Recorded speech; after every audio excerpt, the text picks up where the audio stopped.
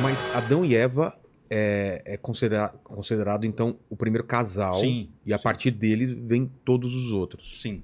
E sempre foi feito para ser monogâmico. Vale ressaltar. Então, as variações que tiveram ou têm são dos homens, então. Pois então, você vê na lei mosaica Deus tolerando a poligamia, tolerando o divórcio. Tudo isso por causa da dureza do coração do homem. Esse nunca foi o plano de Deus.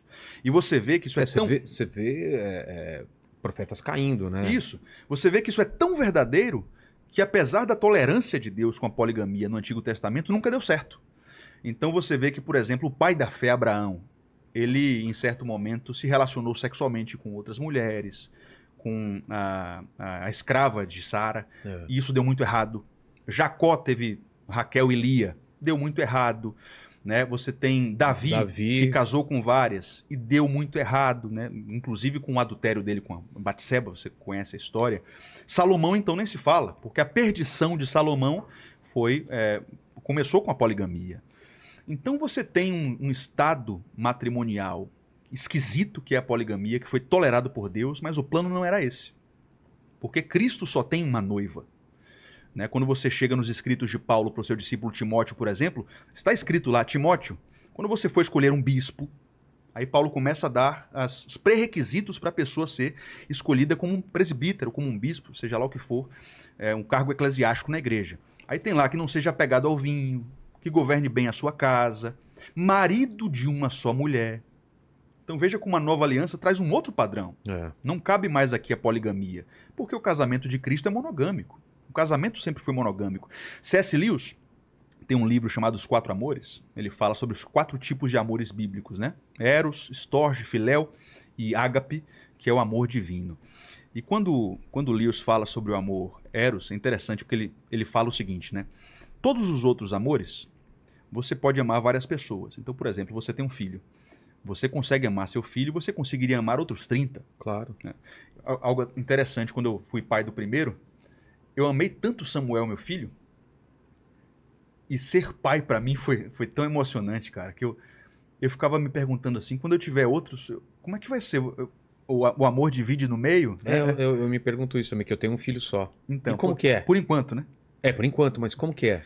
Não divide no meio. Não, transborda, cara. Né? Transborda e multiplica. Você não deixa de amar, não ama menos um porque ama outro. Eu não amo menos Samuel, é impressionante isso. Eu amo cada um de um jeito. E se eu tiver 10 filhos, eu tenho 3 hoje. Eu tenho um recém-nascido, já passou da fase de recém-nascido, está com 3 meses agora. E você ama todos, não vou dizer que é igual, porque cada um é uma pessoa distinta, mas se você fosse escalonar, não tem como você dizer assim, não, diminuir meu amor para conseguir caber o outro. Por quê? E aqui é que vem meu ponto. Você não está envolvendo amor eros. O amor erótico, ele é diferente do filéu e do storge. O amor eros, ele arroga para si a exclusividade. Então, no momento em que você ama amor eros alguém, e isso só deve ser no casamento, não cabe aqui você ter uma segunda pessoa. Se eu amo com amor erótico minha esposa, e eu coloco um terceiro no relacionamento, uma outra mulher, o que é que a história nos mostra? A história nos mostra que em algum momento uma das duas vai se sentir preterida. Né? Uma das duas vai dizer assim, caramba, ele sente mais atração pela outra, ele dorme mais com a outra, ele sente mais satisfação com a outra é a A e eu sou o plano B. E isso vai trazer o fracasso do relacionamento. Então, à luz da palavra de Deus, eu acredito que o padrão de Deus é monogâmico, porque uma relação erótica, onde envolve o amor eros, precisa ser exclusiva.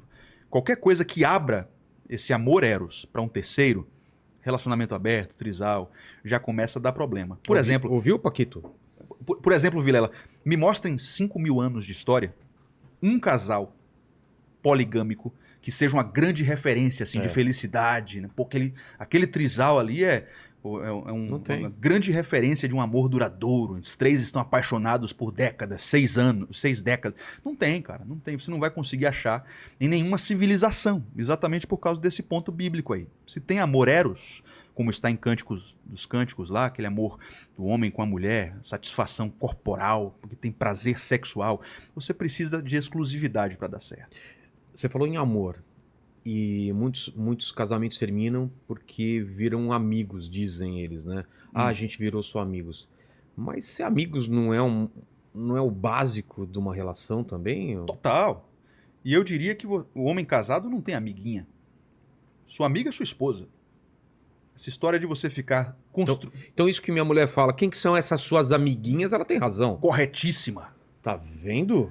Corretíssima. Ela não usa a palavra amiguinhas, né? Eu não sei se eu posso falar o que ela fala. Posso falar, Paquito? Fala aí, Quem são essas putinhas, ela fala. Misericórdia, mas ela tá certa. Posso falar isso, né? Porque é o seguinte, Vilela, você não deveria construir cumplicidade Não, com mas eu ninguém concordo do sexo com oposto, ela. né? Porque se você parar pra pensar no casamento, como é que a vida sexual do casamento é construída ou deveria ser, né? Hoje em dia não. Hoje em dia o pessoal conhece, no mesmo dia vai pra cama, transa com qualquer um, tá uma bagunça, uma baderna, né? E depois se quebram e se arrebentam por causa disso. Mas como deve ser? Você começa um diálogo com uma pessoa do sexo oposto, vocês começam a construir cumplicidade, conta segredos, você começa a desvelar sua alma. Aos poucos, né? Aos poucos, aí você chega no ápice desse diálogo, que é o sexo. Então, para pra pensar. Se você começa a construir essa cumplicidade com uma outra mulher, qual a tendência? A tendência é acabar em adultério. Você não deveria, então. E se você tem essa cumplicidade contra a mulher, provavelmente você não tem com a sua própria. Exato. Porque senão você não precisaria ter essa cumplicidade contra a A pessoa. tendência é que se você tem uma outra mulher que você se sente à vontade para contar certos segredos, que você pare de contar esses mesmos segredos para sua esposa e aquela mulher se transforma em sua confidente. Exato. Isso nunca vai dar certo. Vai dar em traição. E é isso que acontece muitas vezes. É o que eu ensino pro pessoal nos meus cursos, meus alunos, aqueles que eu atendo. Cara, fecha as portas, não fica de papinho no direct, corta logo. Coleguinha de trabalho, não começa a dar carona, contar segredinho, porque a gente já viu onde é que isso vai dar. Você não é o super-homem. Né? Faz igual a José do Egito, sabe? A mulher de Potifar lá.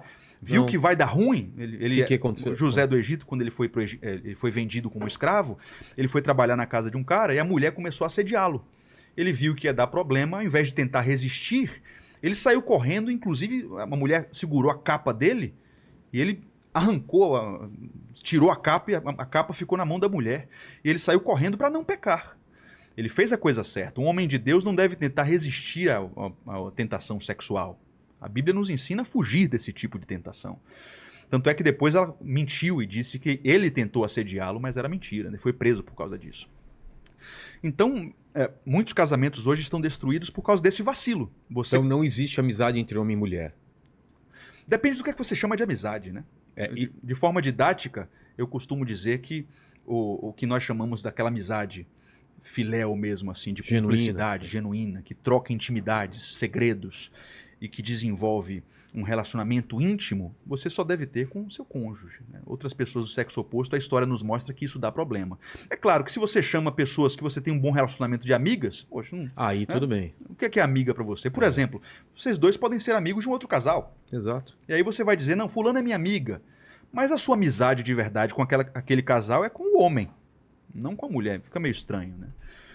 Agora, se você diz que a amizade é um relacionamento assim que envolve troca de grandes intimidades, grandes cumplicidades, construção de um relacionamento íntimo, aí você não deve errar, somente com seu cônjuge. Mas e quando uma das pessoas do casal, ou o homem ou a mulher, tem dificuldade em dividir intimidades com o outro, pensamentos e tal? Porque a pessoa é retraída mesmo. Sim, mas é porque ela é introspectiva, por exemplo? Exatamente.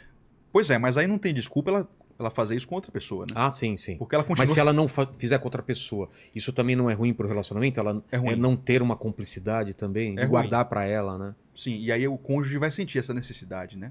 Nós vemos isso acontecer muitas vezes com mulheres que sentem a necessidade do homem se abrir mais, do homem conversar mais. E aí o ideal é que esse casal aprenda a comunicação, né?